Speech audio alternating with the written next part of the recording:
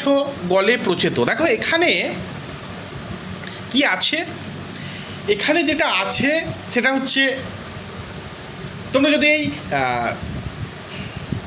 সিচুয়েশনটা জানার চেষ্টা করো, এই সিচুয়েশনটা হচ্ছে মেঘনাদবধ কাব্যে অর্থাৎ রামায়ণে, কারণ মেঘনাদবধ কাব্য তো রামায়ণকে অনুসরণ করেই লেখা, তো রামায়ণে বা মেঘনাদবধ কাব্যে, আসলে এই লাইনটা মেঘনাদবধ কাব্যেই আছে, যেখানে আমরা দেখতে পাবো যে রাম সেনা তারা লঙ্কায় আসার জন্য সমুদ্রে ভাসমান শিলা দিয়ে সেতু তৈরি করছে।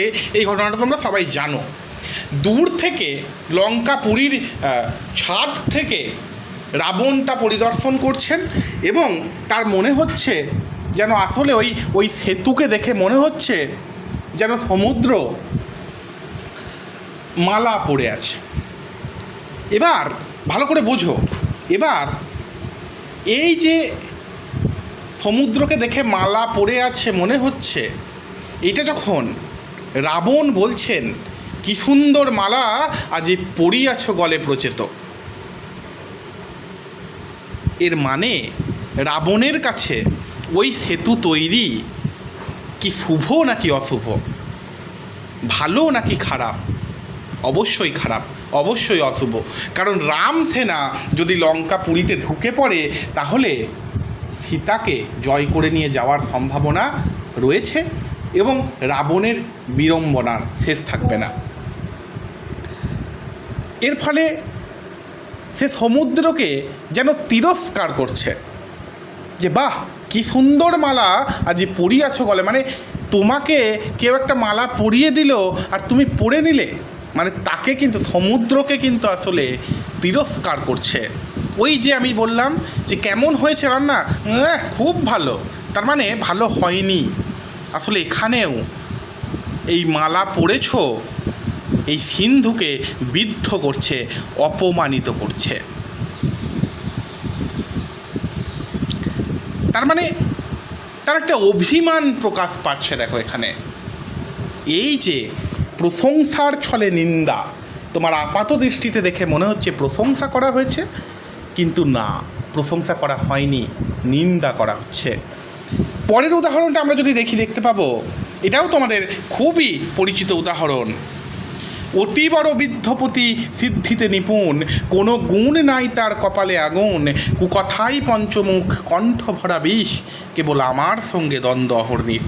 তোমাদের মধ্যে কেউ বলো এই লাইনটা কোথা থেকে নেওয়া হয়েছে? কুইক।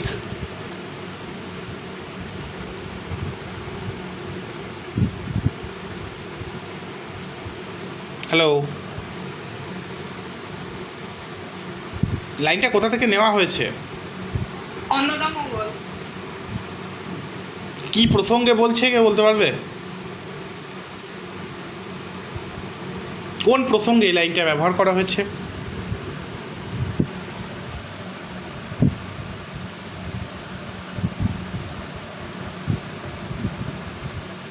আসলে এই লাইনটা, এগুলো জানতে হবে, তোমরা নেট পড়ছো এবং তোমাদেরকে উত্তরও দিতে হবে। এই যে যখন ঈশ্বরী পাটনি, যখন একজন মহিলাকে অর্থাৎ দেবী অন্নদা যখন একজন নারী রূপে নদীটা পার হতে চাইছেন, তখন ঈশ্বরী পাটনি তার পরিচয় জিজ্ঞাসা করছে এবং তিনি এই পরিচয় কেন বলছেন? কারণ তিনি যদি আসলে শিবের কথা বলেন যে আমার বর, আমার স্বামী হচ্ছে শিব, তাহলে তো ভগবান এটা প্রমাণ হয়ে যাবে, ঈশ্বরী পাটনি জেনে যাবেন। আবার মিথ্যে কথাও তিনি বলবেন না, ফলত তাকে এমনভাবে কিছু একটা বলতে হবে যেখানে তার স্বামীর সঙ্গে মেলে, কিন্তু তিনি মিথ্যা কথা বলবেন না। তিনি কি বলছেন তার স্বামীর পরিচয় প্রসঙ্গে? অতি বড় বৃদ্ধপতি সিদ্ধিতে নিপুণ, অর্থাৎ আমার স্বামী বৃদ্ধপতি মানে বৃদ্ধ আর কি, বুড়ো, সিদ্ধিতে নিপুণ হয়ে থাকে সবসময়। কোনো গুণ নাই তার কপালে আগুন, তার কোনো গুণ নেই। আমার মানে বলতে চাই যে তার কপালে আগুন মানে তার কপালটাই পোড়া। কুকথাই পঞ্চমুখ কণ্ঠ ভরা বিষ, অর্থাৎ সবসময় বাজে বাজে কথা বলে, বিষময় তার কথা, তার বাক্যবাণ, কেবল আমার সঙ্গে দ্বন্দ্ব অহর্নিশ, আমার সঙ্গে সবসময় দ্বন্দ্ব করে। ঈশ্বরী পাটুনি এটাই বুঝছে। আমরাও একবার পড়লে দুবার পড়লে এটাই বুঝি, কিন্তু আসলে কি সেটাই না।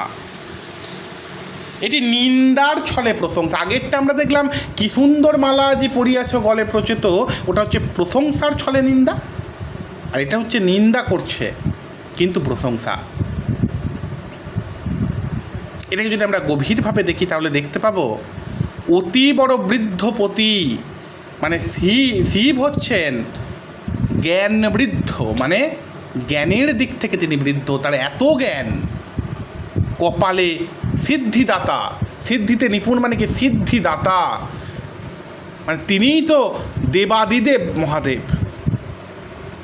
কপালে অগ্নি বহনকারী, আমরা জানি ত্রিনয়ন শিবের, সেই ত্রিনয়ন থেকে অগ্নি বের হচ্ছে সবসময়। সমুদ্র মন্থনের সময় যে বিষ উত্থিত হয়েছিল, অর্থাৎ আমরা প্রত্যেকেই জানি নীলকণ্ঠ বলা হয় দেবাদিদেব মহাদেবকে। কেন নীলকণ্ঠ বলা হয়? কারণ তিনি সমস্ত বিষকে কণ্ঠে ধারণ করেছিলেন, পৃথিবীকে উদ্ধার করেছিলেন। সুতরাং দেবী অন্নদা শিবের যে চরিত্র বর্ণনা করেছেন তাতে নিন্দার ছলে, গূঢ়ার্থে, রূপকার্থে আসলে তিনি প্রশংসাই করেছেন। এই যে নিন্দার ছলে প্রশংসা এবং প্রশংসার ছলে নিন্দা, এটা হচ্ছে ব্যাজস্তুতি অলঙ্কার। ব্যাজস্তুতি অলঙ্কারের বিশাল উদাহরণ নেই, কয়েকটা উদাহরণ আমি অনেকগুলো দেওয়ার চেষ্টা করেছি। শ্যামাপদ চক্রবর্তীর বইয়েতেও অনেক দেওয়া আছে, তোমরা একটু দেখো। আমার এটাই বলা, তোমরা কিন্তু শুধুমাত্র ফাঁকি মেরে গিয়ে নেট হবে না, কিন্তু আমি জানি তোমরা ফাঁকিবাজ নও, তাও অ্যাজ এ টিচার আমার এটা বলা কর্তব্য, ফাঁকিটা মেরো না যেন, কোনো অর্থেই মারবে না। একদম পড়াশোনা করো যেন নেটে ক্র্যাক করতে পারো। এরপর একটা অলঙ্কার অর্থান্তর ন্যাস অলঙ্কার। এই অলঙ্কারগুলো খুব একটা ইম্পর্টেন্ট, ব্যাজস্তুতি ইম্পর্টেন্ট, আসতে পারে পরীক্ষায়। অলঙ্কারগুলো ভালো করে প্র্যাকটিস করো ব্যাজস্তুতি, কিন্তু এই অর্থান্তর ন্যাস বা এই ধরনের অলঙ্কার পরীক্ষায় আসে না। আমরা জাস্ট শিখে রাখার জন্য, নাহলে তো তোমরা শিখতে ওটা পারবে না, ওই জন্য শিখে, এইগুলো দেবে কেউ করায়ও না খুব একটা, তাও শিখে রাখার জন্য আমরা জাস্ট একটা উদাহরণ দিয়ে দেখে নেব। কোনো কিছুকে খুব সোজা, অর্থান্তর ন্যাস খুব কঠিন লাগছে শুনে, কিন্তু খুব সোজা। কোনো কিছুকে সমর্থন করার জন্য কোনো কিছু উপস্থাপনা করা হলে, বুঝতে পারলে না কি বলতে চাইছে? না, আমি ধরো একটা কথা বলছি, সেই কথাটাকে প্রুফ করতে চাইছি, প্রুফ, সেই কথাটাকে প্রুফ করার জন্য আমি আর একটা উদাহরণ টেনে আনছি, ওই কথাটা যাতে আরও ভালো করে মানুষের সামনে প্রেজেন্ট করা যায়, আরও ভালো করে কথাটা আরও শক্তপোক্ত হয়। এ জগতে হাই সেই বেশি চাই, আছে যার ভুরি ভুরি, রাজার হস্ত করে সমস্ত কাঙালের ধন চুরি। কি বলেছে?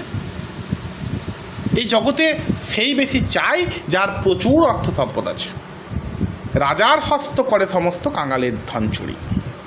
আচ্ছা, আমরা যদি কবিতাটা পড়ি আমরা দেখতে পাবো, আসলে তোমরা ধরো অলঙ্কারটা বুঝতে পারছো না, কিন্তু এইটা তো তোমরা বুঝতে পারবে। তোমরা ধরো প্রিভিয়াস ব্যাপারটা জানো না, কবিতাটা জানো না পুরোটা, এটা তো বুঝতে পারছো যে প্রথম লাইনটার কথা অর্থ আর দ্বিতীয় লাইনটার অর্থ আসলে বলতে চাওয়াটা একই। এই জগতে হাই সেই বেশি চাই, আছে যার ভুরি ভুরি, এই লাইনটা মানেও যা, আর রাজার হস্ত করে সমস্ত কাঙালের ধন চুরি, মানে রাজার প্রচুর আছে, রাজা কাঙালের তবুও ধন চুরি করছে, কাঙালকে ঠকাচ্ছে, কাঙালের কাছ থেকে ধন চুরি করে নিচ্ছে, ডাকাতি করে নিচ্ছে। প্রথম লাইন আর দ্বিতীয় লাইনের মানেটা একই। হয় প্রথম লাইনটাকে প্রতিষ্ঠা করার জন্য দ্বিতীয় লাইনটাকে বলা হচ্ছে, দ্বিতীয় লাইনটা প্রতিষ্ঠা করার জন্য প্রথম লাইনটা বলা হচ্ছে, কিন্তু এখান থেকে অনেকটা বোঝা যাচ্ছে যে আসলে দ্বিতীয় লাইনটা বলাটাই উদ্দেশ্য। কারণ আমরা যদি কবিতাটা পড়ি দেখতে পাবো যে আসলে অনেক দিন সে ওখানে আসেনি, নিজের আমতলাতেই বসে আছে, তখন সে বলছে যে এ জগতে হাই সেই বেশি চাই, আছে যার ভুড়ি ভুড়ি, এই কথাটা বলছে নিচের লাইনটাকে, কারণ তার সম্পত্তি জমিদার সব নিয়ে নিয়েছিল ঠকিয়ে, রাজার হস্ত করে সমস্ত। কথাটা বুঝতে পারছো? দ্বিতীয় উদাহরণটা দেখি। পিপিলিকার পাখা ওঠে মরিবার তরে, কাহার ষোড়শী কন্যা আনিয়াছ ঘরে। আচ্ছা, এটা বলতে পারবে যে এই লাইনটা কোথাকার লাইন?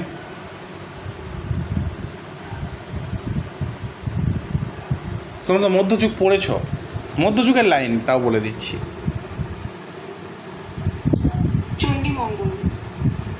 কোন অর্থে চণ্ডীমঙ্গল কোথায় আছে এটা?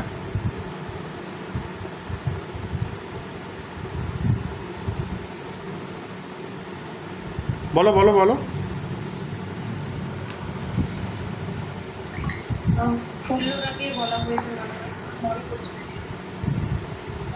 ফুল্লরা কে বলা হয়নি, ফুল্লরা কথাটা বলছে। আসলে আমরা যখন জানি যে আমাদের কালকেতুর উপাখ্যান, কালকেতু ফুলের উপাখ্যান, যেটা ব্যাধখণ্ড চণ্ডীমঙ্গলে দুটি খণ্ড, ব্যাধখণ্ড একটা ওই ধনপতি বণিক খণ্ড আর কি। তার মধ্যে ব্যাধখণ্ডে কালকেতু সারাদিন শিকার করে কিচ্ছু পায়নি, একটা গোসাপ ধরে এনেছে। আমরা জানি যে সেই গোসাপ গধিকা আসলে আর কেউ নন, দেবী চণ্ডী। সেই দেবীচণ্ডী গদিকার রূপ ধরে ছলনা করছে কালকেতুকে। সে গোসাপ সামনে পড়লে তাদের শিকারে খুব একটা বাধা হয়, শিকার খুব একটা পায় না, এরকম একটা প্রচলিত সংস্কার তাদের মধ্যে রয়েছে। তাই রেগে কালকেতু দেখলো যে ঠিক আছে, যদি আমি শিকার পাই তাহলে এই গোসাপকে ছেড়ে দেবো, নাহলে আমি একে বাড়ি নিয়ে যাবো এবং শেষমেশ কী করবো, হত্যা করবো যদি কিছু না পাই। তো শেষমেশ পাচ্ছে না, শিকার পাচ্ছে না, এবং যাই হোক ওই গল্প আর বলে লাভ নেই। দেবী চণ্ডী ওই গোসাপের রূপে আসছে, কালকেতু যাচ্ছে বাজারে ওই আর কি মাংস বিক্রি করতে, দিয়ে তারপরে ওই দেবী চণ্ডী আর কি নিজের রূপ ধারণ করছেন। তখন আর কি ফুল্লরা স্বাভাবিকভাবেই সতীন সমস্যাটাকে আসলে দেখানো হয়েছে। তখন ফুল্লরা আসলে ভয় পেয়ে গেছে, কে বাবা এ আবার কাকে ঘরে নিয়ে এলো, মানে তখন ওই সতীন আনাটা আর একটা বিয়ে করে আনাটা কোনো ব্যাপার নয় আর কি। তো সেই সময় ফুল্লরা তখন ছুটে গেছে। তখন কালকেতুকে বলছে পিপিলার পাখা ওঠে বা পিপিলিকার পাখা ওঠে মরিবার তরে, কাহার ষোড়শী কন্যা আনিয়াছ ঘরে। কালকেতুকে বলছে। তখন কালকেতু তো অবাক যে আবার কি বলছে। যাই হোক, তারপর আমরা দেখতে পাবো যে জানতে পারছে তিনি দেবী চণ্ডী, এবং তার পূজা করার জন্য দেবী চণ্ডী বলছেন, এবং তাকে 7 ঘড়া ধন এবং একটা অঙ্গুরি আংটি দিচ্ছে। যাই হোক, বিষয়টা হচ্ছে যে এই যে প্রথম লাইনটা বলা হচ্ছে কেন, দ্বিতীয় লাইনটাকে আরও স্ট্রং করার জন্য, যে একটা বউ ঘরে থাকতে আর একটা বউ তুমি বিয়ে করে এনেছো, বা একটা মেয়েকে তুমি ঘরে নিয়ে এসেছো, তোমার আসলে বিপদ খুব আসন্ন। পিপিলিকার পাখা ওঠে মরবার জন্যই। বুঝতে পারছো আমি কি বলতে চাইছি? একটা উদাহরণকে বোঝাতে গিয়ে অনেকটা হয়তো প্রিভিয়াস ব্যাপারটা বলছি, তাতে তোমাদেরই সুবিধা। কিন্তু বিষয়টা হচ্ছে যে তুমি যদি এত প্রিভিয়াস ব্যাপার নাও জানো, তাহলে তো তুমি বুঝতে পারছো যে প্রথম লাইনটা আসলে দ্বিতীয় লাইনটা, না দ্বিতীয় লাইনটা প্রথম লাইনটাকে সাপোর্ট করছে। এটাই হচ্ছে অর্থান্তর ন্যাস অলঙ্কার, কিছুই নয়। এর উদাহরণও বেশি নেই, এগুলো জাস্ট একটু দেখে রাখবে। এই অলঙ্কারটাও খুব একটা পরীক্ষায় আসে না, তবু আমরা শিখে রাখবো যেহেতু সিলেবাসে আছে। সভাবক্তি অলঙ্কার কি? সেই সভাবক্তি অলঙ্কার, সভাবক্তি অলঙ্কার হচ্ছে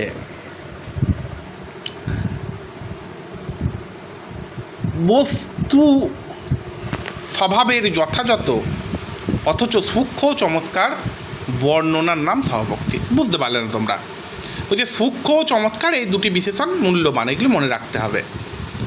আমরা অত পড়বো না, আমরা আগে দেখি কী বল। কিছুই নয়, সভাবক্তি এতই একটা ভালো একটা অলঙ্কার, কিছুই নয়। মনে রাখবে যে একটা সৌন্দর্যকে ফুটিয়ে তোলার জন্য সেই সৌন্দর্যের পুঙ্খানুপুঙ্খ, এই কথাটা মনে রাখবে, পুঙ্খানুপুঙ্খ চমৎকার সূক্ষ্ম একটা মানে বর্ণনা করা হবে। উদাহরণে যাই, তাহলে বুঝতে পারবে তোমরা। বলছে, লাঙ্গুল তাড়িত করি ক্ষিতিতলে নখে বিদারিয়া, সংকুচিত করি দেহ শূন্যতলে দ্রুত উল্লম্ফিয়া, হুঙ্কারে কাঁপায়ে দিশি সর্বজীবে করি ভয়াকুল, প্রবেশিল বন মাঝে রক্তচক্ষু ক্রুদ্ধ সে শার্দুল। খুব কঠিন লাগলো শুনে, কিন্তু একটু যদি ব্যাপারটাকে তোমরা ডিকোড করার চেষ্টা করো। কি বলছে? শার্দুল মানে ব্যাঘ্র, বাঘ, একটা বনের বাঘকে বর্ণনা করা হচ্ছে। দেখো কত নিখুঁতভাবে বলছে, লাঙ্গুল তাড়িত করি, যখন একটা বাঘ এবার ছুটতে শুরু করবে শিকারের উদ্দেশ্যে, লাঙ্গুল তাড়িত করি মানে লেজটাকে কি করে, যে কোনো প্রাণী দেখবে ছোটার আগে লেজটাকে একটু কী করে, তাড়ন করে, মানে লেজটাকে একটু সোজা করে, বেঁকিয়ে বেঁকায়, একটা লেজটা একটা তাদের ব্যাপার আছে, নাড়াচ্ছে বা সোজা করছে বা গুটিয়ে নিচ্ছে। ক্ষিতিতলে নখে বিতাড়িয়া, অর্থাৎ মাটিটা নখে করে কি করছে, চেপে ধরছে, মানে ঘুরছে, এবার রাগছে, এবার রেগে ছুটবে আর কি শিকারের উদ্দেশ্যে। সংকুচিত করি দেখবে, এটা বিড়ালকে তোমরা দেখতে পাবে, বিড়ালকে যে বিড়াল দেখবে মাঝে মাঝে নিজের শরীরটাকে লম্বাও করে নিতে পারে, আবার মাঝে মাঝে একদম ছোট্ট করে নিতে পারে। আমরা ওই জন্য দেখবে বিড়ালকে বাঘের মাসি বলি। বাঘও সেরকম নিজের শরীরটাকে একদম ছোট করতে পারে, আবার বিশাল লম্বাও করে দিতে পারে। ছোটার আগে কি করবে, সংকুচিত করবে। দেখবে আমরাও ছোটোবেলায় স্কুলে খেলতে গেলে যখন রান হতো, 100 মিটার 200 মিটার রান হতো, তখন আগে মানে সে একটা অন্যরকম করে বসতো, তো দিয়ে বলতো, sir on your mark ready go, এরকম করে বলতো। মানে কি, মানে ছোটার আগে প্রথমে আমরা নিজেকে স্টেডি করি, সেরকমই বাঘটাও ছোটার আগে সংকুচিত করি, দেখো নিজের শরীরটাকে সংকুচিত করে নিচ্ছে, গুটিয়ে নিচ্ছে, তারপর ছাড়বে। কোনো জিনিসকে ছাড়তে গেলে আগে গুটিয়ে নিতে হয়, তাহলে তার সেটা কি হয়, একটা তীরকে সামনের দিকে এগোতে, মানে যত বেশি করে সামনের দিকে এগোতে গেলে আগে বেশি করে পিছোতে হয়। গুলতিতে যে গুলতির গুলিগুলো কী করতে হয়, আগে বেশি করে যত তুমি পিছন দিকে টানবে, তীরের ফলাকা যত তুমি পিছন দিকে টানবে তত বেশি সামনের দিকে যাবে। তেমনই যত সংকুচিত করবে তত বেশি স্পিড পাবে। শূন্যতলে দ্রুত উল্লম্ফিয়া মানে শূন্যতলে একদম ঝাঁপিয়ে পড়ছে শূন্যে, হুঙ্কারে কাঁপায়ে দিশি, হুঙ্কার ছাড়ছে, সর্বজীবে করি ভয়াকুল, সবাইকে ভয় পাইয়ে দিচ্ছে। প্রবেশিল বন মাঝে রক্তচক্ষু ক্রুদ্ধ সে, একটা বুঝতে পারছো, একটা বাঘ ছুটবে, একটা বাঘ শিকার করবে, তার বর্ণনা কত সূক্ষ্মভাবে দেয়া হচ্ছে। এটাই হচ্ছে স্বভাবোক্তি অলঙ্কার। মানে এগুলো তোমরা দেখলেই বুঝতে পারবে যে এখানে সব উদাহরণগুলি এমনভাবেই দেওয়া আছে আর কি, যে গ্রীবা অভিরাম বাঁকাইয়া পিছে চলমানের রথে দৃষ্টি, ভয়ে সংকোচে পশ্চাৎকায়ে বাঁচাইতে সরবৃষ্টি, শ্রান্তিতে মুগ্ধ হতে খসে পড়া দর্ভাকীর্ণ পথে, দেখো লম্ফনে ভূমে চলে কম শূন্যেই বহুমতে, বহুমতে মানে বেশি করে, পশ্চাৎ ধাবিত সরাঘাতভীত পলায়মান হরিণের বর্ণনা। আগেরটা আমরা পড়লাম বাঘ কিভাবে শিকার করতে যাচ্ছে, আর এখানে আমরা দেখলাম যে একটা হরিণ কিভাবে ভয়ে পালিয়ে যাচ্ছে। গ্রীবা অভিরাম বাঁকাইয়া পিছে চলমানের রথে দৃষ্টি, পিছনে কার প্রতি দৃষ্টি, চলমান রথে দৃষ্টি মানে পিছনে যে তাড়া করে আসছে তার প্রতি দৃষ্টিপাত, এবং ছুটছে, পিছনে একবার করে আর চোখে তাকাচ্ছে, ছুটছে। ভয়ে সংকোচি পশ্চাৎকায় বাঁচাইতে সরবৃষ্টি। আবার অন্য দিক থেকে যদি তোমরা দেখো তাহলে সরবৃষ্টি মানে কি, মানে মানুষ যদি হরিণকে শিকার করতে যায় তাহলে আগেকার দিনে ওরাভাবে শিকার করতে, ধরো চলমান রথে মানে কি, গাড়িতে বা রথে করে যাচ্ছে মানুষগুলি, শিকারিগুলি, সেই হরিণটা দেখছে পিছন ঘুরে ঘুরে, আর সরবৃষ্টি মানে কি, তীরের থেকে বাঁচার জন্য সে নিজেকে বাঁচাচ্ছে আর ছুটছে। শ্রান্তিতে মুগ্ধ হতে খসে পড়া দর্ভাগীর্ণ পথে, মানে বুঝতেই পারছো যে একটা মানে ভালো পথ নয়। দেখো লম্ফনে ভূমে চলে কম শূন্যেই বহুমতে, মানে কি সে নিচে মাটিতে বেশি চলছে না, হাওয়াতে যেন উঠছে বেশি, মানে কি হয় এক লাফে অনেকটা যাতে যাওয়া যায়। বুঝতে পারছো কত নিখুঁত বর্ণনা একটা যাওয়ার, একটা ছুটে চলে যাওয়ার। তো এইগুলোই হচ্ছে স্বভাবোক্ত অলঙ্কার, এমন কিছু ব্যাপার নয়, এগুলো একটু নিজেরা দেখবে। আচ্ছা, লাস্ট অ্যান্ড ফাইনাল অলঙ্কার সেটা হচ্ছে অতিশয়োক্ত অলঙ্কার। সাদৃশ্যমূলক অলঙ্কারের একটা ভাগই আমাদের বাকি ছিল। আমি আশা করছি অতিশয়োক্ত অলঙ্কার তোমাদেরকে যেভাবে বোঝাবো তোমাদের মনে থাকবে। তোমাদেরকে একটা ভালো কথা বলি, সেটা হচ্ছে অতিশয়োক্তি অলঙ্কার আসলে খুব সহজ একটি অলঙ্কার, এবং এনটিএ নেটে ইউজিসি নেটে একটা সুখবর বলতে পারো, 90% ক্ষেত্রে শুধুমাত্র এটা কি অলঙ্কার সেটাই আসে, রূপক নাকি অতিশয়োক্তি, মানে ওই যে ভাগগুলো, ভিতরের ভাগগুলো কিন্তু নেট পরীক্ষায় খুব একটা আসে না। তোমাদের কপাল খারাপ থাকলে আসলেও আসতে পারে, তাই আমাদেরকে শিখে রাখতে হবে। কিন্তু বেশিরভাগ ক্ষেত্রে অতিশয়োক্তি অলঙ্কারে ভাগগুলো কিন্তু আসে না, 90% ক্ষেত্রে। আমি তোমাদেরকে যেটা বোঝাবো সেটা বুঝে নাও, তাহলে অতিশয়োক্তি অলঙ্কার কী তোমরা বুঝে যাবে। আমরা একদম একটা উদাহরণে যাব, এই কঠিন উদাহরণটা আগে যাব না, বা যদি আমি এই উদাহরণটা দিয়ে যাই,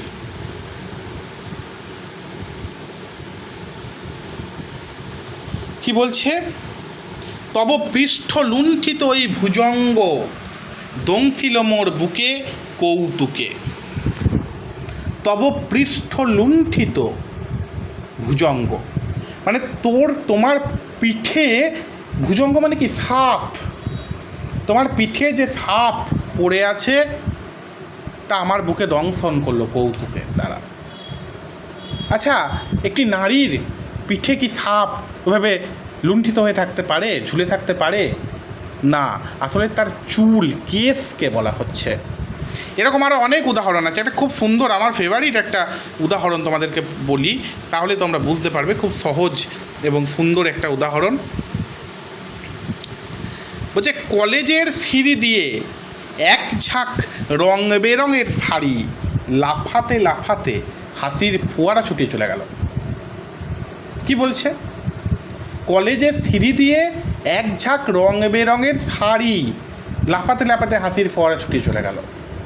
বুঝতে পারছো ওখানে কি বলল, চুল ডাইরেক্ট না বলে যে তোমার পিঠে লুণ্ঠিত ভুজঙ্গ, মানে তোমার পিঠে সাপ শুয়ে আছে, সাপ এলিয়ে পড়েছে, কিন্তু আসলে তিনি সাপ বলছেন না, তিনি চুলের সঙ্গে ভুজঙ্গ অর্থাৎ সাপকে তুলনা করছেন, কিন্তু তিনি চুল কথাটা বলছেনই না, ডাইরেক্ট ভুজঙ্গতে চলে যাচ্ছেন। ভুজঙ্গের মতো চুলও বলছেন না উপমা অলঙ্কারে, বেনি ভুজঙ্গও বলছেন না রূপক অলঙ্কারে, তিনি বলছেন তোমার পিঠে লুণ্ঠিত ভুজঙ্গ, একদম ডাইরেক্ট চুলকে না বলে ডাইরেক্ট বলে দিচ্ছেন ভুজঙ্গটা, আমরা বুঝতে পারছি তিনি চুলের কথাই বলছেন। কলেজের সিঁড়ি দিয়ে এক ঝাঁক রং বেরঙের শাড়ি লাফাতে লাফাতে, ভালো করে বোঝো, রং বেরঙের শাড়ি লাফাতে লাফাতে হাসির ফোয়ারা ছুটিয়ে চলে গেল। শাড়ি কোনো দিন এভাবে যেতে পারে? আমরা খুব সহজেই বুঝতে পারছি যে এটা আসলে শাড়ি নয়, নারী। কয়েকটা রমণী কলেজের সিঁড়ি দিয়ে এক ঝাঁক রং বেরঙের শাড়ি পরে, কয়েকটি নারী, কয়েকটি রমণী লাফাতে লাফাতে হাসির ফোয়ারা ছুটিয়ে চলে গেল। কিন্তু দেখো নারী রমণীকে পুরো বাদ দিয়ে দিচ্ছে, দিয়ে একদম ডাইরেক্ট শাড়ি বলে দিচ্ছে। তাহলে আমরা কি বুঝলাম অতিশয়োক্ত অলঙ্কার কি? অতিশয়োক্ত অলঙ্কার হচ্ছে আর কিছুই নয়, অতিশয়োক্তি অলঙ্কার হচ্ছে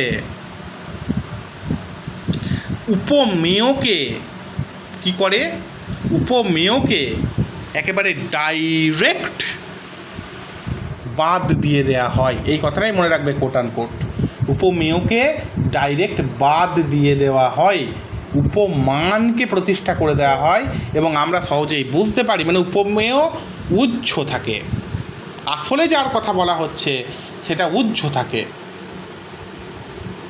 কি বলছি বুঝতে পারছো? আসলে যার কথা বলছি সে থাকে উজ্জ, উপমানকে ডাইরেক্ট বলে দেওয়া হয়। যেমন কর্মকর্তৃবাচ্যে, তোমরা কর্মকর্তৃবাচ্য সম্পর্কে জানো কি না আমি জানি না, কিন্তু আমি তোমাদেরকে বুঝিয়ে দিচ্ছি। ওখানেও আসলে যে কাজটা করছে তাকে অস্বীকার করে তোমার যেন মনে হবে। আমি উদাহরণটা দিই।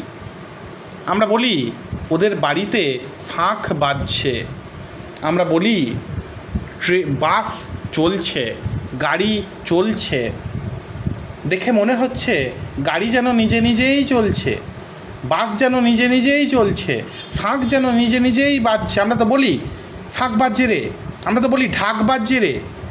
ঢাক কি নিজে নিজে বাজে?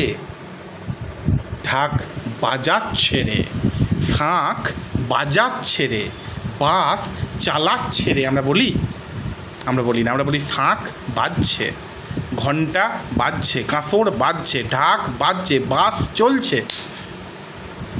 কিন্তু আসলে এর পেছনে কেউ একজন ওই কাজটা করছে। ড্রাইভার বাস চালায়, লোকো পাইলট ট্রেন চালায়, কেউ মানুষে শাঁখ বাজায়, ঘন্টা বাজায়, কাঁসর বাজায়, ঢাক বাজায়। তাহলে যে বাজায় আমরা তাকে তাকে অস্বীকার করে দিই এবং ডাইরেক্ট বলি বাজে, যেন মনে হচ্ছে শাঁখটা নিজে নিজেই বাজছে। এটা হচ্ছে কর্মকর্তৃবাচ্য, যেখানে কর্তাকে অস্বীকার করে কর্মই কর্তা হয়ে যায়। সে শাঁখ বাজাচ্ছে, সে কর্তৃকারক বা কর্তৃবাচ্য। সে কি বাজাচ্ছে? শাঁখ বাজাচ্ছে, কর্মকারক শাঁখ, আর বাজাচ্ছে তো ক্রিয়া, কিন্তু শাঁখ বাজছে। কর্মকে অস্বীকার করে দেওয়া হচ্ছে এই কর্তাকে, যে কর্মই যেন কর্তার মতো হয়ে যাচ্ছে। ওই জন্য কর্মকর্তৃবাচ্য বলা হয় একে। বাচ্চ আমি যদি পড়াই তোমাদেরকে, যখন পড়াবো তখন বোঝাবো যদি পড়াই। কিন্তু যেটা মেন এখানে কি হচ্ছে, উপমেয়কে একদম অস্বীকার করে। মনে রাখবে অপনতি অলঙ্কারে উপমেয়কে অস্বীকার করা হয়, কিন্তু উপমেয় থাকে, কিন্তু উপমেয় থাকে কিন্তু। বা নিশ্চয় অলঙ্কারে উপমেয়কে প্রতিষ্ঠা করে, উপমানকে মেঘ নয় তবকে সোপাস, আমরা দেখবে পড়েছি। মানে কি, এখানে উপমানকে অস্বীকার করে উপমেয়কে প্রতিষ্ঠা দেওয়া হচ্ছে, কিন্তু উল্লেখ থাকে। কিন্তু অপনতি বা নিশ্চয় অলঙ্কারে উপমেয় উপমানের উল্লেখ থাকে, কিন্তু একটাকে নিষেধ করে অন্যটাকে প্রতিষ্ঠা দেওয়া হয়। কিন্তু অতিশয়োক্তি অলঙ্কারে নিষেধ নয়, অতিশয়োক্তি অলঙ্কারে বাদ দিয়ে দেওয়া হয়। তব পৃষ্ঠে, তব তোমার পিঠে লুণ্ঠিত ভুজঙ্গ, সাপ লুণ্ঠিত হয়ে আছে। চুল কথাটা বলছেই না, বেনি কথাটা বলছেই না, কলেজে সিঁড়ি দিয়ে রং বেরঙের শাড়ি নেমে আসছে। মেয়ে, নারী, কন্যা, রমণী কোনো কথাই বলছে না। আমরা আরও একটা উদাহরণ দেখব, তোমরা বুঝতে পারবে কত সহজ অতিশয়োক্তি অলঙ্কার। ভাগ খুব একটা আসে না, আমি আবার বলছি, ভাগ খুব একটা আসে না। মেন যেটা আসে সেটা হচ্ছে ডাইরেক্ট চলে আসে। এই যে সাগরে যে অগ্নি থাকে কল্পনা সে নয়, তোমায় দেখে অবিশ্বাসীর হয়েছে প্রত্যয়। তাকে বলছে সাগরে যে অগ্নি থাকে, ডাইরেক্ট বলে দিচ্ছে যে সাগরে যে অগ্নি থাকে। বুঝতে পারছো? আসলে আমরা সবাই জানি সাগরে জল থাকে, কিন্তু এখানে একদম জলকে অস্বীকার করে দেওয়া হচ্ছে, দিয়ে বলা হচ্ছে সাগরে যে অগ্নি থাকে। আসলে কি বোঝানো হয়েছে এখানে? ঈশ্বরচন্দ্র বিদ্যাসাগর তার তেজস্বিতা, অর্থাৎ ঈশ্বরচন্দ্র বিদ্যাসাগরকে দেখো, বিদ্যাসাগর এই সাগরের কথা বলা হচ্ছে। তুমি ধরো জানো না, আমরা এই তুলনাটা আমাদের তো পক্ষে তো সব জানা সম্ভব নয়, তবু তো তুমি ডাইরেক্ট বুঝতে পারছো যে সাগরে যে অগ্নি থাকে বলেছে, তার মানে জলকে অস্বীকার করে দিয়ে ডাইরেক্ট অগ্নি বলছে, তার মানে এটা অতিশয়োক্তি অলঙ্কার। আমার কথা কি বোঝা গেল? বোঝা যাচ্ছে? আগে বলো বোঝা যাচ্ছে কি না, তারপর আবার নেক্সট অতিশয়োক্তি অলঙ্কারের ভাগগুলো বোঝাবো। অলঙ্কারে যে বলো, হ্যাঁ, অলংকারে যে এতগুলো ক্লাস তোমরা করলে, অলংকার কি আগের থেকে বেটার কিছু শিখতে পারছো, না সেই একই মনে হচ্ছে?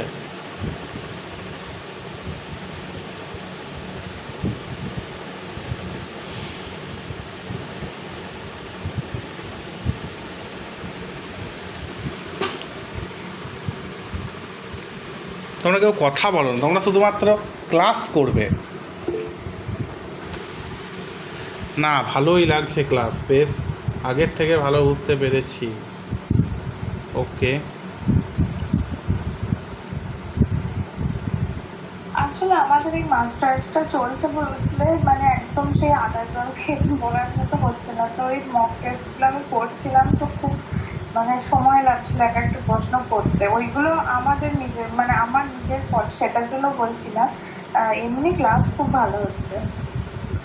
আচ্ছা, দেখো তোমাদের মাস্টার্সের ক্লাস, তোমরা যে মাস্টার্স পড়তে পড়তে নেটটা পড়ছো, এটাই অবশ্যই খুব ভালো দিক।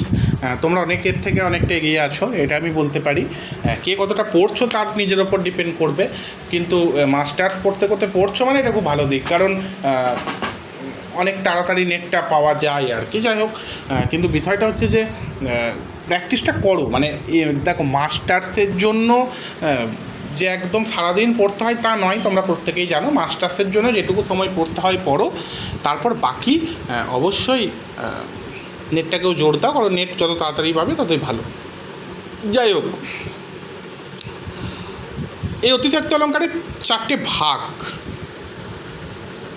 কি ভাগ? না, ভেদে অভেদ। আমি আবার বলছি, অতিশয়োক্তি অলঙ্কার ভাগগুলো আসে না বেশিরভাগ ক্ষেত্রেই, 90% ক্ষেত্রে, তবু আমাদেরকে শিখে রাখতে হবে যদি চলে আসে। ভেদে অভেদ, অভেদে ভেদ, সম্বন্ধে অসম্বন্ধ, অসম্বন্ধে সম্বন্ধ, কার্যকারণের পূর্বাপর্য বিপর্যয়। আর শ্যামপদ চক্রবর্তী একটা অতিশয়োক্তির কথা বলেছে, রূপকাতিশয়োক্তি। এটা আমরা পড়বো না, এটা এর মধ্যেই মিশে আছে, আমি দেখাচ্ছি। আমরা প্রথমে পড়বো ভেদে অভেদ। ভেদে অভেদ কী? এই এই এই এই শব্দবন্ধগুলো দেখে ভয় পাওয়ার কিছু নেই, সবটাই খুব সহজ যদি বুঝতে পারি আমরা। ভেদে অভেদ, ভালো করে বোঝো। ভেদে অভেদ, এতদিন হয়তো অতিশয়োক্তি অলঙ্কার দেখলে ছুটে পালাতে তোমরা অনেকে। ভেদে অভেদ কি বলেছে? মানে কোনো জিনিসে ভেদ আছে, সেটার মধ্যে অভেদ দেখাবো। কোনো জিনিসে পার্থক্য আছে, সেটাকে দেখাবো না এর মধ্যে পার্থক্য নেই। ভেদে অভেদ মানে যেখানে ভেদ আছে, যেখানে পার্থক্য আছে, সেখানে আমরা দেখাবো পার্থক্য নেই। যেমন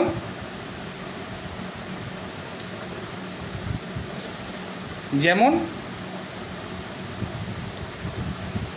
এক ঝাঁক কলেজের সিঁড়ি দিয়ে এক ঝাঁক রং বেরঙের শাড়ি লাফাতে লাফাতে হাসির ফোয়ারা ছুটিয়ে চলে গেল। আমি আবার বলছি, ভাগ খুব একটা আসে না, তবু আমরা শিখে রাখবো যদি চলে আসে তাই। উপমেয় এক ঝাঁক তরুণী, বুঝতেই পারছো শাড়ি মানে তরুণীর কথাই বলা হচ্ছে, উজ্জ্ব আছে। এক ঝাঁক রং বেরঙের শাড়ি হচ্ছে উপমান। কি এখানে ভেদে অভেদ মানে কি? উপমেয়র সঙ্গে উপমানের অভেদত্বের জন্য উপমান এক ঝাঁক রং বেরঙের শাড়ি আর উপমেয় এক ঝাঁক তরুণীকে গ্রাস করে ফেলেছে। আমাকে একটু ভালো করে বলো তো, শাড়ি আর নারী কি এক জিনিস? কোনোদিনই নয়। হ্যাঁ, নারীরা শাড়ি পরে হতে পারে, কিন্তু তাই বলে শাড়ি আর নারী তো এক জিনিস নয়। কিন্তু এখানে তাকে এক করে দেওয়া হচ্ছে। ভেদ আছে, কিন্তু এমনভাবে প্রতিষ্ঠা করা হচ্ছে যে নারীর কথা বলাই হচ্ছে না, ডাইরেক্ট শাড়ি দিয়ে নারীকে বুঝিয়ে দেওয়া হচ্ছে। তাই এটা ভেদে অভেদ। সাগরে যে অগ্নি থাকে কল্পনা সে নয়। আচ্ছা, জল আর আগুন কি এক জিনিস? আগুন তো জল দিয়ে নেভানো হয়, শত্রু। কিন্তু ডাইরেক্ট জলের সঙ্গে অগ্নির দেখো ভেদের মধ্যে অভেদ করে দেওয়া হচ্ছে। কত সোজা বলো তো, এগুলো তোমরা করবে, এগুলো আমি বোঝাবো না। এবার অভেদে ভেদ আমরা দেখি। নিশ্চয়ই বুঝতে পারছো, ভেদে অভেদ বুঝতে পারছো মানে অভেদে ভেদ বুঝতে পারবে। একদম উল্টোটা, একদম উল্টোটা। শেষবার লিখে যাই তুমি চলে গেছো, বাকি আর যত কিছু হিজিবিজি আঁকাজোকা ব্লটিংয়ের পরে। বলছে আমি শেষবার লিখে যাই তুমি চলে গেছো, আর যত কিছু মানে বাকি আর যা লিখেছিলাম সব হিজিবিজি আঁকা জোকা ব্লটিংয়ের পরে, বাকি লেখাগুলোর কোনো দাম নেই, শেষবার লিখে যায়। কিন্তু দেখো শেষবার লিখে যাই, শেষবারের লেখাটাকে লেখা বলে উল্লেখ করা হচ্ছে, কিন্তু বাকি কিছুকে লেখা বলছে না। বাকি আর যত কিছু, বাকি আর লেখাগুলি বলছে না, বাকি আর যত কিছু হিজিবিজি আঁকা জোকা ব্লটিংয়ের পরে। প্রথম লেখাটাও লেখা আর শেষ লেখাটাও লেখা, কিন্তু শেষ লেখাটাকে আর প্রথম লেখাটাকে আলাদা আলাদা করে দিচ্ছে। লেখা তো লেখাই, মানুষ তো মানুষই, কিন্তু এই যে এক হওয়া সত্ত্বেও আলাদা করে দেওয়া হচ্ছে, এইটাই হচ্ছে অভেদে ভেদ। অর্থাৎ যার মধ্যে কোনো ভেদ নেই, লেখা তো লেখাই হয়, সেটা প্রথম লেখাই হোক আর শেষ লেখাই হোক, কিন্তু এই যে সূক্ষ্ম পার্থক্যগতভাবে একটা বৈসাদৃশ্য তৈরি করে দেওয়া হচ্ছে শেষ লেখা এবং প্রথম লেখার মধ্যে, এইটাই হচ্ছে অভেদে ভেদ। মানে যার মধ্যে কোনো ভেদ নেই তবু ভেদ তৈরি করা হচ্ছে। শুধু কি মুখের কথা শুনেছে দেবতা, শোনেনি কি জননীর অন্তরের কথা? অন্তরের কথা আর মুখের কথা, মুখের কথা আসে কোথা থেকে? অন্তর থেকেই। তো আমরা কোনো কথা কি না ভেবে বলে দিই? এই যে আমি তোমাদেরকে পড়াচ্ছি, আমি প্রত্যেকটা কথা মিনি সেকেন্ড হলেও ভেবে নিচ্ছি, না হলে এত কথা আমি এভাবে বলতে পারবো না। তোমরা কেউ কোনো কথা বলতে পারবে না, এটা দেখবে ব্যাকরণ বলছে, বিজ্ঞান বলছে, চমস্কির ভাষাতত্ত্ব বলছে যে আমরা যাই বলছি সেগুলো আমরা আগে থেকে ভেবে নিচ্ছি। কোনো কথাই এমন নয় তুমি অনর্গল বলে যাচ্ছ। এরা পাগলও কথা বললে সেও কিন্তু তার মাথায় ব্রেন বলে দিচ্ছে এটা বলো, মানে এটা বলো, মানে কি এটা এটা এটা এটা ভেবে তারপর বলছে, এমন নয় যে কন্টিনিউ বলে যাচ্ছে। একটা গান তুমি যখন গাইছো তোমার মনে হচ্ছে তোমার মনে করছো না, কিন্তু ভেবে দেখো তো তুমি তো গানটা মুখস্থ করেছো, তাহলে তুমি ভুলে যাও কেন? আমরা তাহলে ভুলে যাই কেন? কথা বলতে বলতে ভুলে যাই এই কারণেই, কারণ ওই কথাটা আমাদের ব্রেনে আসে না, অন্তরে আসে না। কিন্তু এখানে দেখো মুখের কথার সঙ্গে অন্তর, কথা তো কথাই হয়, কিন্তু মুখের কথার সঙ্গে অন্তরের কথার পার্থক্য করে দেওয়া হচ্ছে। এটাই হচ্ছে অভেদে ভেদ। আমি আর উদাহরণগুলো বলবো না, তোমরা দেখবে। এবার হচ্ছে সম্বন্ধে অসম্বন্ধ। সম্বন্ধে অসম্বন্ধ অনেকটা আগের মতোই, ভেদে অভেদ অভেদে ভেদের মতোই, যে সম্বন্ধ অসম্বন্ধ কল্পনায় চির সম্বন্ধ বিশিষ্ট বস্তুদ্বয়ের সম্বন্ধকে অস্বীকার করা। ওই যে অভেদে ভেদ, মানে যার মধ্যে কোনো ভেদ নেই তাকে আমরা অভেদ করে দিচ্ছি, আর যার মধ্যে ভেদ আছে তাকে আমরা অভেদ বলে দিচ্ছি, আর যেটা ভেদ নেই সেটাকে অভেদ করে দিচ্ছি। মানে অসম্বন্ধে সম্বন্ধ বা সম্বন্ধে অসম্বন্ধ অনেকটা ওই রকমই। সম্বন্ধে অসম্বন্ধ মানে কি, চির সম্বন্ধ বিশিষ্ট একটা বস্তুর সঙ্গে আর একটা বস্তুর সম্বন্ধ আছে। সম্বন্ধ মানে কি সম্পর্ক, সম্পর্ক আছে, কিন্তু আমরা অস্বীকার করবো যে না, এর মধ্যে কোনো সম্বন্ধ নেই। রূপ রস গান গন্ধ পরশের এ নৈবেদ্যখানি তুমি রচিয়াছ ব্রহ্মা, হাই বৃদ্ধ কেমনে অমনি। স্থবির পলিত কেশ লোল চর্ম গলিত দশন পিতামহ তুমি জড় ক্ষীণেন্দ্রিয় ব্যবৃত বসন। তুমি রচিয়াছ এই চরাচর আনন্দ সুন্দর। মিথ্যা কথা আমি জানি, স্রষ্টা এর রতি পঞ্চস্বর। ব্রহ্মাকে বলা হচ্ছে আসলে রেগে, কিন্তু ব্রহ্মাই তো এই জগৎ সৃষ্টি করেছেন, তাই এই সৃষ্টির সঙ্গে তার সৃষ্টি সম্পর্ক নিত্য। কিন্তু কবি এই সম্পর্ক অস্বীকার করছেন। কি বলছেন? রূপ রস গান গন্ধ পরশের এ নৈবেদ্যখানি তুমি রচিয়াছ ব্রহ্মা, হাই বৃদ্ধ কেমনে অমনি। স্থবির পলিত কেশ লোল চর্ম গলিত দশন পিতামহ তুমি জড় ক্ষীণেন্দ্রিয় ব্যবৃত বসন। তুমি রচিয়াছ এ চরাচর আনন্দ সুন্দর। মিথ্যা কথা আমি জানি স্রষ্টা এর রতি পঞ্চস্বর। বুঝতে পারছ? ব্রহ্মাই সৃষ্টি করেছেন, তিনি কবিও জানেন, কিন্তু বলছে না, আমি সবটা বলার পর বলছে না, মিথ্যা কথা, এর স্রষ্টা হচ্ছে রতি পঞ্চস্বর। আরে বাবা, রতি পঞ্চস্বরকে কে সৃষ্টি করেছে? আমরা মানুষ অনেক অহংকারের বশে আমরা বলি, এই যে আমি তোমাকে পড়াচ্ছি, আমি বলি যে আমি বলবো, আমার অহংকার হতে পারে যে তোমরা ধরো বললে স্যার ক্লাস খুব ভালো লেগেছে, আমার মনে একটা অহংকার, আমি দারুণ পড়াচ্ছি, সবাই বলছে, ঠিক আছে আমি পড়াচ্ছি, আমার কৃতিত্ব রয়েছে, কিন্তু আমাকে কে সৃষ্টি করেছে? প্রকৃতি, ভগবান।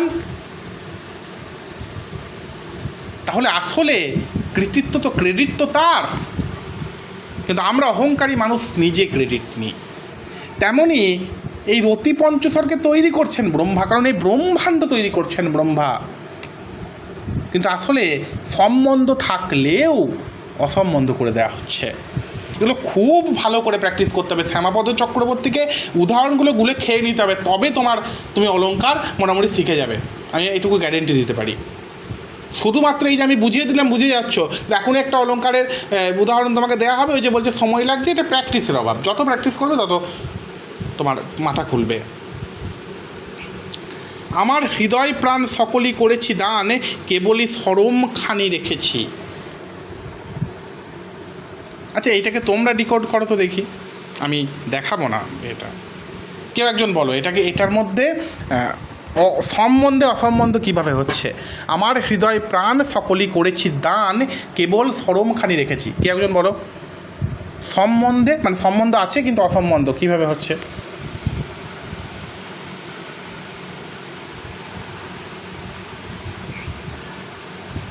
হৃদয়ের সাথে শরমের সম্বন্ধ।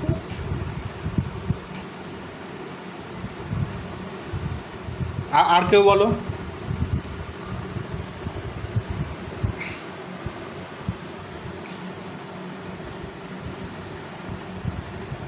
খুব সহজ কিন্তু। আর কেউ? মণি, অঙ্কিতা, শ্রাবন্তী, আর কেউ?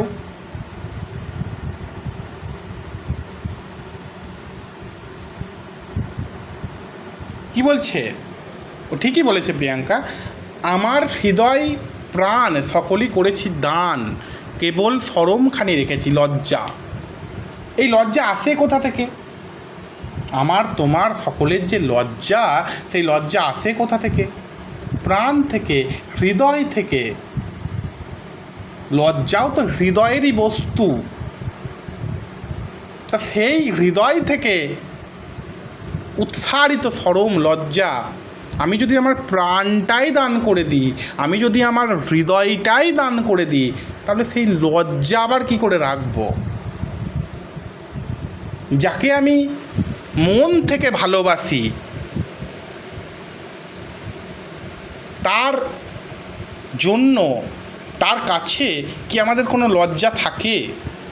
যারা আমাদের খুব কাছের হয়, তার কাছে কি আমার লজ্জা থাকে? না, থাকে না। তাহলে হৃদয় প্রাণ দান করার পরেও কি করে শরমখানি রাখবো আমি নিজের কাছে? সেটাও তো দান করে দিতে হবে, কারণ হৃদয় আর প্রাণের অঙ্গই তো শরম, অর্থাৎ লজ্জা। বুঝতে পারছো নিশ্চয়ই? সম্বন্ধ আছে, কিন্তু অসম্বন্ধ দেখানো হচ্ছে, যে না, এর মধ্যে আপাত দৃষ্টিতে দেখে মনে হচ্ছে যেন সম্বন্ধ নেই। এটাই হচ্ছে সম্বন্ধে অসম্বন্ধ। আমি উদাহরণগুলো বলবো না, এক সেকেন্ড। আর কতটা এনার্জি আছে দেখি। এনার্জি লস হয়ে যায় প্রতিদিন। আমার এনার্জি লস হয় না, ল্যাপটপের এনার্জি লস হয়ে যায়। 30% শেষ করে দেবো। এবার হচ্ছে অসম্বন্ধে সম্বন্ধ। অসম্বন্ধে সম্বন্ধ একদম উল্টোটা। বুঝতেই পারছো যে কোনো সম্বন্ধ নেই, কিন্তু তবু বলা হবে যে সম্বন্ধ আছে। কেমন? এত ভারী ভারী উদাহরণ আমরা পড়বো না, আমরা শুধু শিখব অলংকার। আমি নইলে মিথ্যে হতো সন্ধ্যা তারা ওঠা, মিথ্যে হতো, মিথ্যা হতো কাননে ফুল ফোটা। এই আমির সঙ্গে তুমি, এই আমি নিজেকে আমি মনে করো, এটা তো কেউ একজন বলছে। এই আমির সঙ্গে সন্ধ্যা তারা ওঠা আর কাননে ফুল ফোটার কি কোনো পার্থক্য আছে? এই মানে কোনো সম্বন্ধ আছে? আমি মারা যাই যদি এ জগৎ কি থেমে থাকবে? তুমি মারা যাও যদি এ জগৎ কি থেমে থাকবে? কারোর মৃত্যুতে, কারোর কোনো কিছুতে এই জগৎ কি থেমে থাকবে? চাঁদ তারা কি ওঠা বন্ধ হয়ে যাবে? ফুল ফোটা কি বন্ধ হয়ে যাবে? ফল হওয়া কি বন্ধ হয়ে যাবে? যাবে না। তাহলে দেখো আসলে কোনো সম্বন্ধ নেই, কিন্তু লাইনটা পড়ে, পংক্তিটা পড়ে যেন মনে হচ্ছে যে সত্যিই তার সঙ্গে একটা সম্বন্ধ বোধ হয় আছে। এটাই হচ্ছে অসম্বন্ধে সম্বন্ধ। সহজ লাগছে নিশ্চয়ই। যাহা যাহা নিকষায়ে তনু তনু জ্যোতি, তাহা তাহা বিজুড়ি চমকময় হতি। কি বলেছে? যেখানে যেখানে তনু তনু জ্যোতি মানে কি? যেখানে যেখানে দেহের জ্যোতি প্রকাশিত হচ্ছে, সম্ভবত এটা চৈতন্যদেবকে নিয়ে বলা, সম্ভবত হয় বৈষ্ণব পদাবলী, না হলে চৈতন্যদেব, যতদূর সম্ভব। তা সেই যেখানে যেখানে তার দেহের জ্যোতি পড়ছে সেখানে সেখানে এই বিদ্যুৎ চমকিত হচ্ছে। আসলে কি এটা সত্যি হয় কোনো দিন? আমরা বলি না, দেখবে মাঝে মাঝে বলি যে তার রূপের ছটায় এই জগৎ আলোকিত হয়ে যাচ্ছে, তার রূপের ছটায় এই জায়গাটি আলোকিত হয়ে, এটাও কিন্তু সম্বন্ধ। মানে তুমি অলঙ্কার তৈরি, এই যে আমি তোমাদেরকে পড়াতে পড়াতে ইনস্ট্যান্ট অলঙ্কার এটা তৈরি হয়ে গেল। অলঙ্কার তুমি তৈরি করতে পারবে যে তার রূপের ছটায় এই ঘরটা আলোকিত হয়ে গেল, এই জায়গাটা আলোকিত, এই পৃথিবী আলোকিত, এই জগৎ আলোকিত হয়ে গেল। আসলে কি তার রূপের ছটার সঙ্গে জগৎ আলোকিত হওয়ার কোনো সম্পর্ক আছে? নেই তো। কিন্তু অসম্বন্ধে সম্বন্ধ স্থাপন করছি আমরা।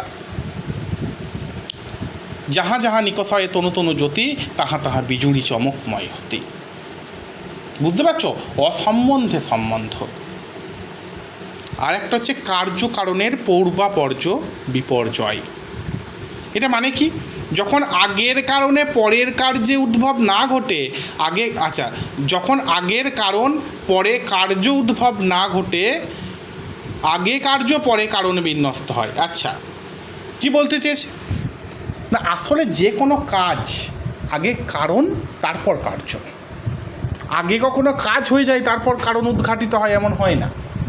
একটা কারণ থাকে, প্রত্যেকটা কাজের পেছনে একটা কারণ থাকে, কিন্তু এখানে বলছে কার্যটাকে হয়ে যাবে তারপর কারণ দেখতে পাবে তুমি।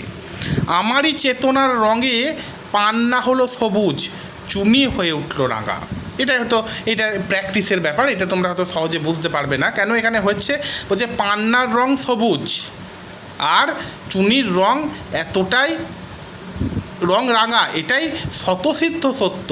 কিন্তু এখানে বলা হয়েছে কবির চেতনার রঙের দ্বারা পান্না সবুজ ও চুনি রাঙা হয়ে উঠেছে। সবুজ পান্না ও রাঙা চুনির ওপর কবির চেতনার রং মিশতে পারে, কিন্তু চেতনার রঙের দ্বারা পান্না কখনো সবুজ বা চুনি কখনো রঙা হয়ে ওঠে না। সুতরাং এখানে কার্যকারণের পূর্বাপর্যে বিপর্যয় ঘটেছে। মানে দেখো, আসলে তুমি যদি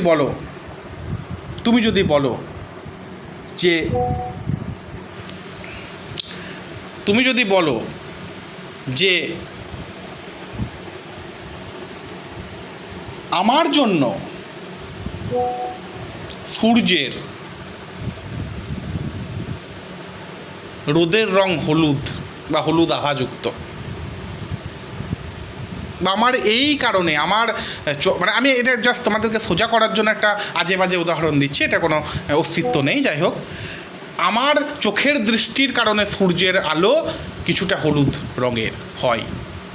আরে বাবা, সূর্যের আলো রং তো হলুদ হয় প্রথম থেকেই, রোদের রং অনেকটা।